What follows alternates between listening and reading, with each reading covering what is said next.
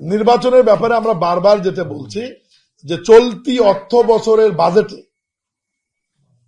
5টি নির্বাচন করবার জন্য সিটি কর্পোরেশন, পৌরসভা, জেলা পরিষদ, উপজেলা এবং ইউনিয়ন পরিষদের জন্য টাকা রাখা আছে। নির্বাচন কমিশন প্রাথমিকভাবে প্রস্তুতি নিচ্ছেন। তাদের প্রস্তুতি শেষ হলে এবং এই নির্বাচনগুলোতে আমরা প্রাথমিকভাবে হিসাব করেছি আমাদের প্রায় 6,000 কোটি টাকা কম বেশি প্রয়োজন হবে এই 5টি নির্বাচন সম্পন্ন করতে। আর্থিক বিষয়টিও জড়িত রয়েছে। নির্বাচন কমিশনের প্রস্তুতি সম্পন্ন হলে নির্বাচন কমিশন, স্থানীয় সরকার বিভাগ এবং অর্থ বিভাগ আমরা বসে সময়টি নির্ধারণ করব।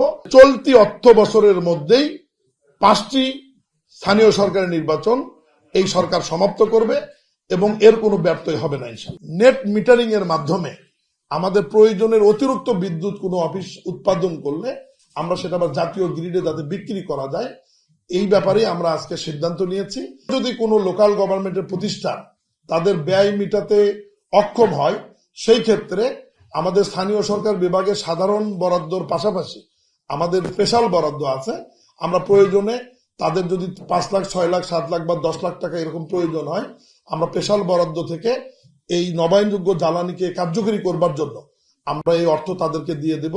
যারা সৌর বিদ্যুতের পাইনর যে প্রতিষ্ঠানগুলি যেমন ওয়ালটন, RFL প্রাণ, এরপরে গ্রামীণ শক্তি, এর বাইরেও যদি ছোটখাটো কিছু প্রতিষ্ঠান থাকে তাদের সঙ্গে এই কমিটি বসে মূল্যগুলি নির্ধারণ করে নেবে যে কোন অফিসে কি ধরনের মূল্য প্রয়োজন হবে, মানে দাম দর ঠিক করবে আর কি। এই কমিটি করলে প্রয়োজন হলে যে প্রতিষ্ঠানের সাথে আমাদের সহজতর হবে, যাদের অ্যাবিলিটি আছে এতগুলো প্রতিষ্ঠানে, আমাদের তো অনেকগুলো প্রতিষ্ঠান, ধরেন আমাদের সিটি কর্পোরেশন 13টি, তাদের অধীনস্থ অনেক অফিস রয়েছে, জেলা পরিষদ 61টি, তাদের অধীনে আবার ডাকবাংলো রয়েছে 526টি, অডিটোরিয়াম হল রয়েছে 163টি, এরপরে উপজেলা পরিষদ কমপ্লেক্স রয়েছে আমাদের 503টি, পৌরসভা রয়েছে 330টি, পৌরসভার অধীনে আবার বিভিন্ন মার্কেট রয়েছে, তাদের অধীনস্থ অনেক অফিস রয়েছে, আমাদের ইউনিয়ন পরিষদ রয়েছে 4,588টি এবং সিটি কর্পোরেশনের আঞ্চলিক অফিস রয়েছে, সিটি কর্পোরেশনের কমিউনিটি সেন্টার রয়েছে, সিটি কর্পোরেশনের অডিটোরিয়াম হল রয়েছে।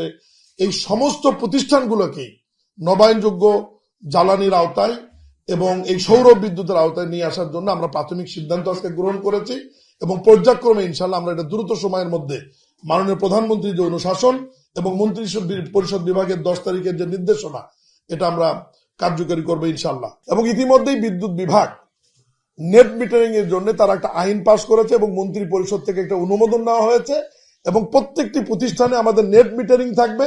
নেট মিটারিং এর ফলে যেটি হবে, আমার একটি প্রতিষ্ঠানে 5 কিলোওয়াট বিদ্যুতের প্রয়োজন, সেখানে আমি উৎপাদন করছি 8 কিলোওয়াট। আমি যে 3 কিলোওয়াট জাতীয় গ্রিডে দিব, এটা নেট মিটারিং এর মাধ্যমে বিদ্যুৎ বিভাগ আমাকে 3 মাস পর তাদের যে মূল্য নির্ধারণ থাকবে সেই টাকাটি আমাদের প্রতিষ্ঠানগুলোকে ফেরত দেবে। আমি মনে করছি যে সরকারের এই উদ্যোগের সাথে আমরা স্থানীয় সরকার, পল্লী সমবায় মন্ত্রণালয় আমরা কাজ করে যাব এবং এর ফলে সরকারের অনেক বিদ্যুৎ তো সাশ্রয় করবই এবং সরকারের জাতীয় গ্রিডে আমরা বড় ধরনের একটি বিদ্যুৎ দিয়ে স্থানীয় সরকার প্রতিষ্ঠানগুলো সেখান থেকে একটা ইনকামের পথ তৈরি হবে। 6 মাস তো খুব কম সময়। আমরা এই সময় ঢাকা নগরীর ধরেন ময়লা মানে ওয়েস্ট ম্যানেজমেন্ট নিয়ে আমরা কাজ করছি, খালগুলো নিয়ে যে আমাদের লেকগুলো নিয়ে আমরা কাজ শুরু করেছি, রাস্তাঘাটের উন্নয়নের জন্য কাজ করেছি। বর্ষাকালে এইবার আমার মনে হয় যে পানি যেটি জলাবদ্ধতা ঠিক না, জলজট যেটা ছিল খুব কম সময় ছিল, এর জন্য আমরা অবশ্য দুঃখ প্রকাশ করেছি, এখনো করছি, আমাদের সীমাবদ্ধতা আছে। সব মিলে আমি বলবো যে খুব একটা সন্তুষ্ট আমরা না, তবে কাজ যেগুলো শুরু করেছি এগুলো মাঠ পর্যায়ে যখন দৃশ্যমান হবে একটু সময় লাগবে, কারণ আমরা তো শুরু করতে আমাদের বুঝতে কিছুদিন সময় লেগেছে। তারপরে আমাদের কাজের ধরনটা যারা আমাদের সঙ্গে কাজ করছেন সরকারি কর্মকর্তা কর্মচারীরা তাদেরও একটু বুঝতে সময় লাগছে। কিছু ডিপিপি বা কিছু প্রকল্প আমরা অনুমোদনের জন্য প্ল্যানিং এ আছে, কিছু অর্থতে আছে। সব মিলিয়ে আমরা 6 মাসে অনেক দূর এগিয়েছি। বিশেষ করে সারা বাংলাদেশেই স্থানীয় সরকার প্রতিষ্ঠানগুলোকে আমরা একটা পর্যায়ে নিয়ে যাওয়ার জন্য চেষ্টা করছি। তবে এটাও ঠিক যে নির্বাচিত জনপ্রতিনিধি ছাড়া স্থানীয় সরকার প্রতিষ্ঠানগুলো ওইভাবে রান করানো